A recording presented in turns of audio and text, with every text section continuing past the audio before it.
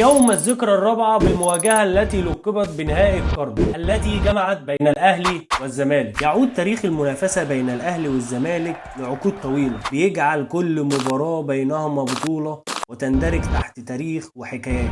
احتضن ملعب القاهرة الدولي في مصر مباراة الأهلي والزمالك في نهائي دوري أبطال أفريقيا دون حضور جماهيري بسبب كوفيد-19، ودخل الأحمر اللقاء تحت قيادة المدرب الجنوب أفريقي بيتسو موسيماني، والذي بدأ المباراة بالتشكيل التالي: في حراسة المرمى محمد الشناوي، خط الدفاع محمد هاني، ياسر إبراهيم، أيمن أشرف، وعلي معلول. في الوسط كان حمدي فتحي وعمرو السولية ومحمد مجدي قفشة، وفي خط الهجوم جونيور أجاييه وحسين الشحات ومروان محسن. هنيجي بقى لتشكيل المدرب البرتغالي جيمي باتشيكو. في حراسة المرمى محمد أبو جبل، في خط الدفاع أحمد عيد، محمد عبد الغني، محمود علاء، اسلام جابر. وفي وسط الميدان يتكون من جاني ساسي، طارق حامد، ومحمود عبد الرازق شيكابالا. الهجومية أشرف بن شرقي وأحمد سيد زيزو ومصطفى محمد.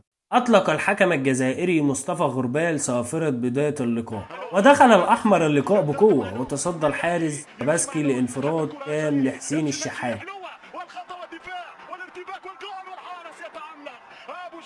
هدف أحمر يشعل الديربي مبكرا، ورد أبيض سريع أرسلها التونسي علي معلول بإتقان لعمرو السولية.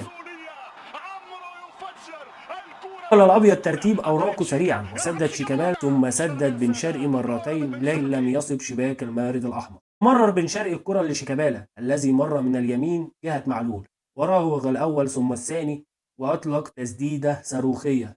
قلت لكم شيكا مزيكا شيكا مزيكا شيكا، قولوا الحقيقة. سدد قفشة تصويبة قوية على مرمى أبو جبل. يا الله كم كانت قريبة، يا الله يا قفشة، وانا حطيتك من المنتصرين من المسجلين في ورقتي في وسط. ارسل معلول عرضية عشوائية ابعدها محمود علاء ليستقبلها قفشة ممكن القاضية ممكن شاط الكورة وجول.